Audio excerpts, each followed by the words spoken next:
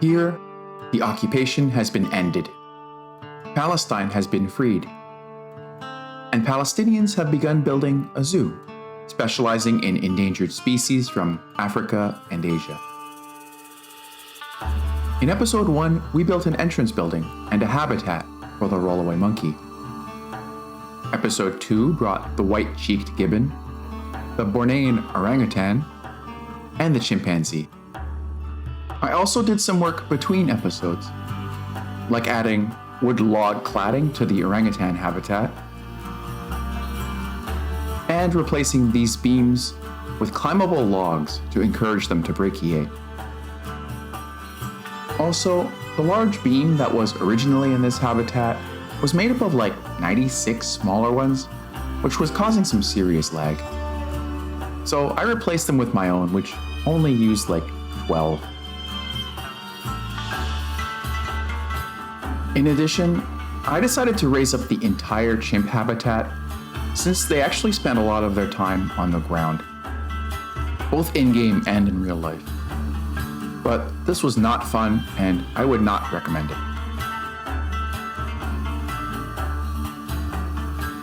Sometimes older pieces are actually better than newer ones, so I switched out this zookeeper marquee roof over the food court for some Indian fabric drapery. I think it has a much better texture. One other change I made off camera is bringing in some vendor cards that I had made for another zoo.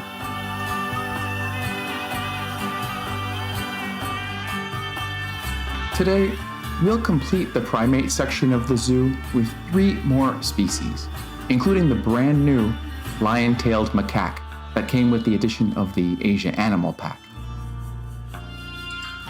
They'll be going right down here. Before we get started though, just a quick reminder to like, comment, and subscribe if you enjoy this kind of content. Anyway, welcome back to the Palestine National Zoo. So the first of today's 3 habitats is going to be for lemurs, and at first I considered going with the ring-tailed lemur, since it's very popular in zoos. I also considered the black and white ruffed lemur, or the red ruffed lemur, but I decided I just had to go with the Coquerel's sifaka, which was also introduced to the game recently in the aforementioned Zookeeper's pack. The Coquerel's sifaka lives in a variety of habitats, including some drier ones, so hopefully they'll adapt well to the Palestinian climate. Like the crown sifaka, they've recently been reclassified from endangered to critically endangered, so hopefully our zoo can contribute to the global effort to bolster their numbers. In real life, sifakas mostly move by jumping from one tree trunk to another, although the game's animation doesn't seem to have captured that. At least we'll see their trademark sideways jumping motion on the ground. In the wild, Coquerel sifakas live in groups from 3 to 10, but in our zoo, we'll be sticking with a mating pair. I'm gonna start by coming up with a general layout for our habitat. Then I'll quickly slap a habitat gate on here just to make sure it's about the right size. Sorry you can't see it, that got cut off in the recording. I'll nudge the habitat back a little bit, connect up the path, and remove this curb here. Once again, we'll build the inside walls of the habitat out of concrete. It's a smooth surface that's easy to clean and won't allow the animals to climb out too easily. Some adjustments will be required here.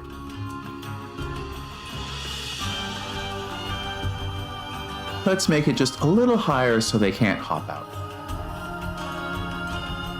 Because the glass here is curved, we'll have to align each segment of concrete separately with each pane of glass.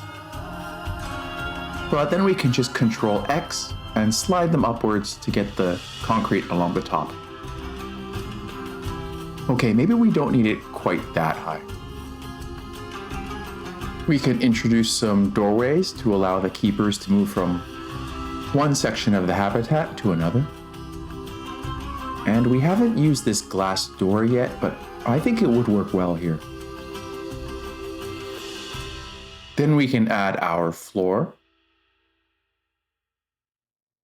Let's just make sure it's the right color. We're trying to get our building materials to match harmoniously with the landscape, so we're going with a slightly redder color. Next, I'll borrow some hot wire from the orangutan habitat. It's made from door hinges and string, and it'll require a few adjustments. Then I'll build a roof over the guest viewing area. It'll offer them some much needed shade and also reduce the glare in the viewing windows. Then again, wood logs on the exterior.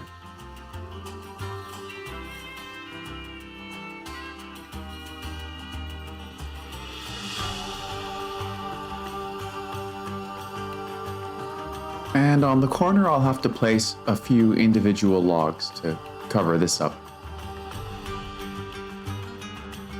Next, I'll use some wood planks to create the joints around the windows, colored white to match the ones already there. Now let's add a corridor for the keepers on the back of this building. It'll also serve as a secondary barrier for the sifakas. Next, we'll install some logs of different shapes and sizes, and a few live trees. We'll look for the ones with long, thin trunks. Let's get our habitat gate in right here.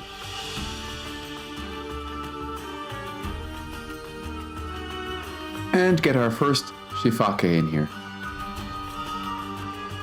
I'm sure she'll just hop over to the first tree and climb right up. Right? Maybe not. We'll need to place a few enrichment items in here. And here's an idea I got from the care manual. Hanging a feeding platform from a pulley. That way the keepers can place food on it and then raise it up as high as they want. To do this, I'll make use of the Fiesta Ranch Gate fixture hook from the Americas pack. Then I'll place some rope.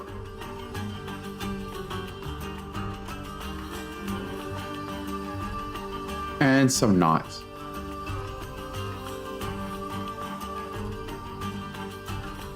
This wheel should make a decent pulley. And the other end of the rope for the keepers to pull on. One thing I've been trying to do is hide enrichment items so they're a little less conspicuous. Although this veggie jelly cake sticks out like a sore thumb. Let's get some fruit on this feeding platform for the sifakas. Starting with watermelon, of course. Then we can add some apples. And maybe a few leaves. I'll just lower these logs a little further into the ground to make sure the sifakas can't hop out. Next, I'll build some nesting boxes for the sifakas using the smallest available Australia planks. And use these hinges as nails to put them up. How about some rope between the logs for climbing?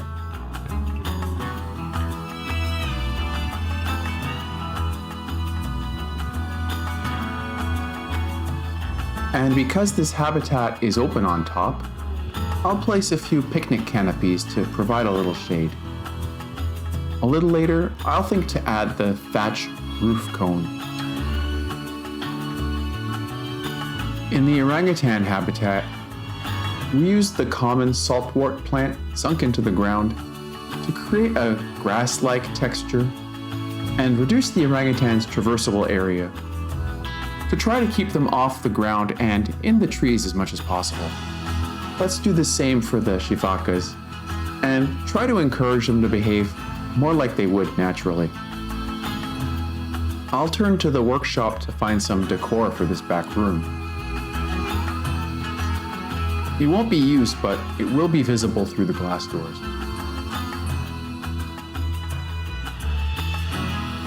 At this point, I realized I made the walls too high to leave room for ventilation.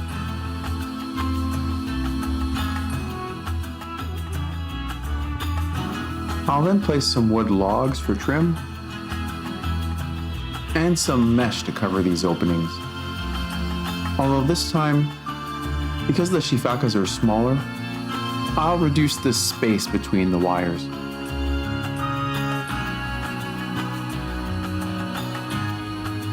These sleeping quarters can double as cages if necessary. Although I don't feel like building doors for them, so I won't. I don't want to put more effort than I have to into these backstage areas, but how about a few more nesting boxes? I'll just copy these and place a roof. And welcome our second sifaka. Although, if you want to see more of them, you'll have to stick around for the cinematics at the end. Now it's time to move on to our gorilla habitat. The comfort range for gorillas is between 20 and 30 degrees Celsius. So we'll need to take some measures to help them keep cool.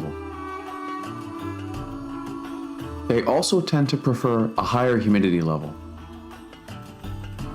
I'll again start by coming up with a general layout and making sure it's big enough. This is going to be a rather extensive complex with ample indoor facilities. I also want to take measures to avoid the possibility of one gorilla being cornered by others.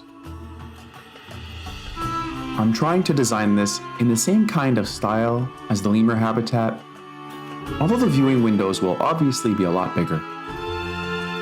While the care manual suggests that a barrier height of 3.7 meters is usually enough, and recommends a minimum barrier height of 4.6 meters, the Zoopedia indicates that at least 5 meters are required. So let's make this just a little bit taller.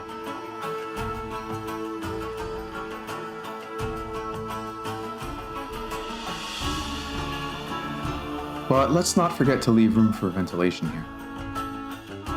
Let's take a modular approach here and section off the outdoor area to allow for several possible configurations.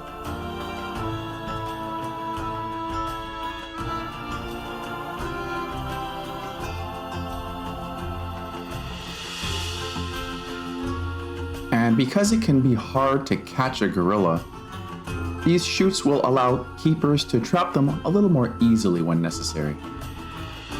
And again, we'll add hot wire as a secondary containment barrier.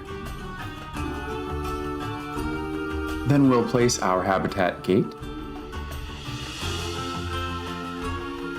and temporarily add our first gorilla just to make sure she can actually move around this space. Next, let's add some glass, both for guest viewing and for viewing between the different parts of the habitat.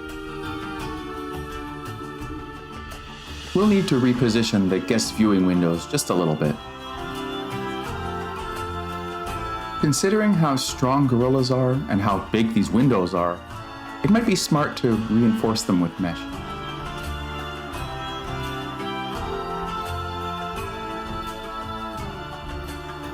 Then we can add our joints again. But because these windows are thicker,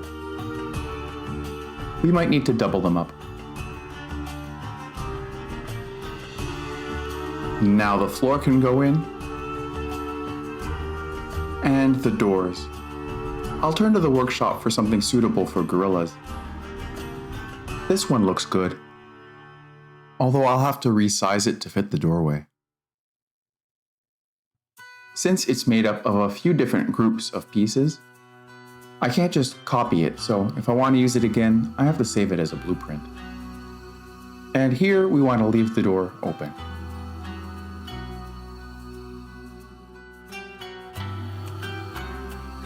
I think things are coming together nicely.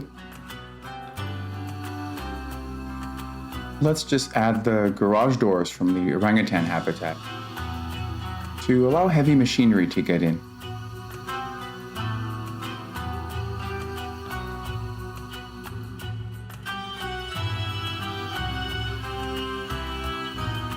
And as I mentioned, having the gorillas pass through these transfer chutes regularly will allow keepers to easily contain them when they have to. Having mesh doors will let them administer medicine or inspect the gorillas.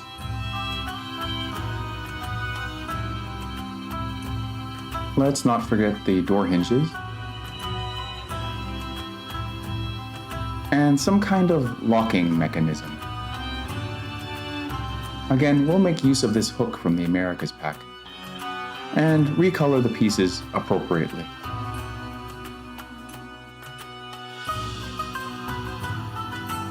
Now, gorillas aren't exactly big swimmers, but for the sake of enrichment and for keeping cool, let's give them a little pool. Something like this should do it. Although the water level is just a little bit too high. We'll have to raise the pool up. I think recoloring the concrete at the base of the pool will make the water look a little better.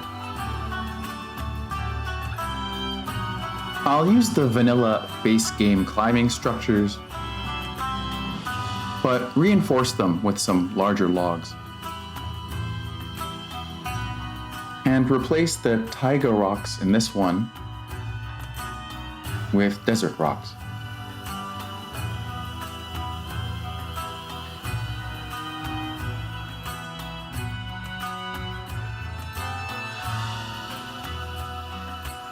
Toy enrichment items can go in this playroom.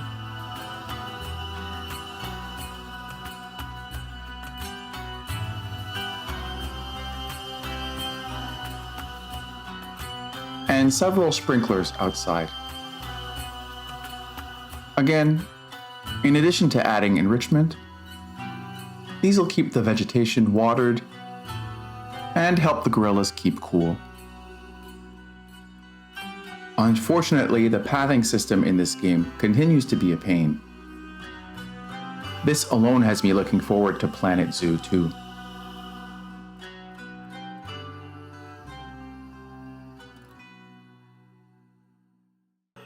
I'll place some food enrichment items outside and some vegetation. I'm looking for trees that, in their adult form, are strong and thick enough to withstand gorillas. Then we can get lots of drin grass in here. A mix of the regular and dry varieties. And create some protection for these smaller trees. Again, using a piece from the Americas pack, the Fiesta Ironwork Window Guard. Then I'll place our wood log trim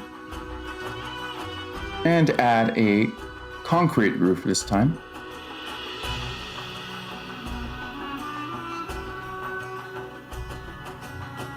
Before realizing I have not left enough space for ventilation and will need to lower the walls a little bit.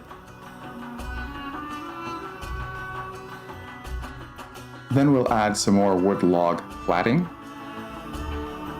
Although these corners I created make things a little tricky. Time to bring in the gorillas. The care manual recommends one adult male and several adult females. And because this habitat is big enough, I'll later add some Red River hogs, which will provide some additional enrichment for the gorillas. And there's already poop.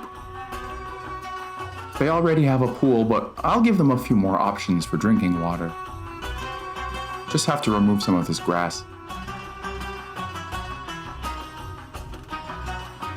And these guys really do poop a lot, don't they? One final touch. Like the lemur habitat, we'll put a roof over the guest viewing area. Now, I was actually only planning on making these two habitats. But while I was working on them, the Asia Animal Pack was released. So I decided I just had to add the lion-tailed macaque.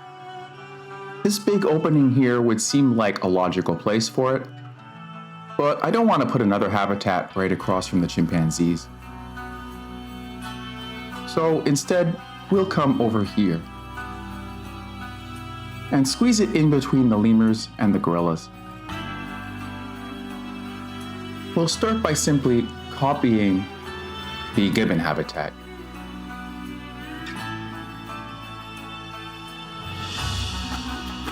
And place a little extra piece of path here. Never mind all the litter, we'll get that cleaned up soon. Like in the gibbon habitat, we've got to lower this terrain. And I'll actually have to make the habitat a little smaller so it fits better in this space. As a result, we'll only be able to get a few macaques in here.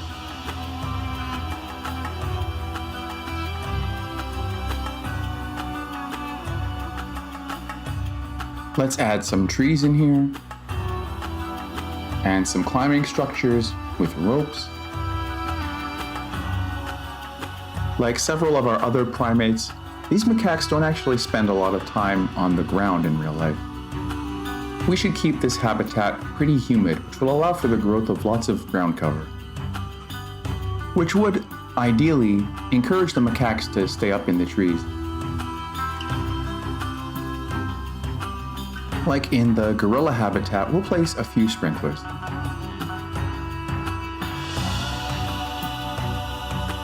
Then we can add the same standoff barriers that we've used throughout this area of the zoo.